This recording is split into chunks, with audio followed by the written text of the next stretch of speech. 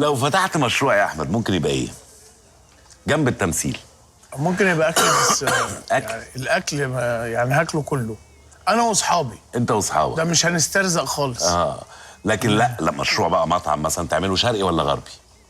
لا شرقي، بحب الشرقي انا. شرقي. ملوخيه وعكاوي بقى محشي. جو البرنس ده. ايوه يا سلام. امال من امبابه مع انت جنبه.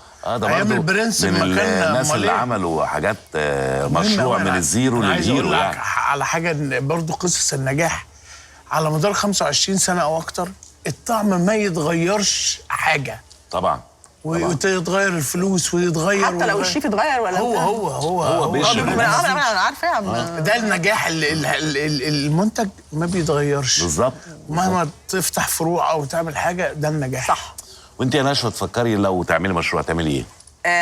في راس مال ولا ما فيش راس مال؟ انت اللي ادرى مني. لا ما هو انت، لا انت حضرتك انت اللي ما قلت لي حوشتيش من 37.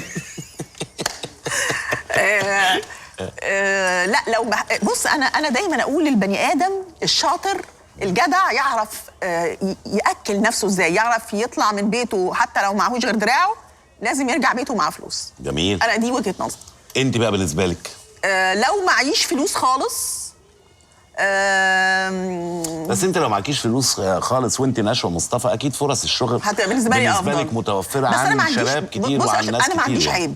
يعني انا ما عنديش مانع. سيبك من نشوى مصطفى. النهارده انا لو ما عنديش فلوس وبيتي او انا محتاجه فلوس جدا، انا ممكن انزل امسح سلال من العماره اللي جنبي وكل شقه بتدفع خلينا منطقيين برضه يا نشوى. والله يعني انا ماشي، انت ما عندكيش مانع لده، بس انت ممكن عندك فرص تانية تقدري تحققي منها كمان ماديا افضل. يعني ده مش عيب اللي بيعمل كده، لكن في حد تاني عنده ربنا مديله ان الناس عارفينه، ربنا مديله ان هو متعلم ويقدر يدير نفسه ويدير الاخرين، فاكيد يوم ما بيدور على شغلانه وهو معهوش فلوس مش هتبقى شغلانه مفيش شغلانه اقل من شغلانه تانية. لا انا وجهه نظري يعني الست اللي بتمسح السلم ولا الراجل اللي بيعمل ده هو انسان محترم طبعا، اللي بيشتغل وبيصرف من شغله طبعا، بس هو امكانياته مختلفه عن امكانياتك طبعا. يعني انت النهارده لو عملت عربيه زي اللي احنا شفناها بامكانيات بسيطه دي هتبقى مختلفه، ودي عربيه نشوى مصطفى. اوعى يا جدع. بس برضه مش فكره انك نعمل برضه اكل تاني. ساعتها ممكن نروح ناكل عندها. طبعا. تفتكر؟ مش ما بتعرفش تطبخ. انا ما بعرفش اساسا. اقول لك على حاجه، في فكره تانية حلوه برضه. ايه؟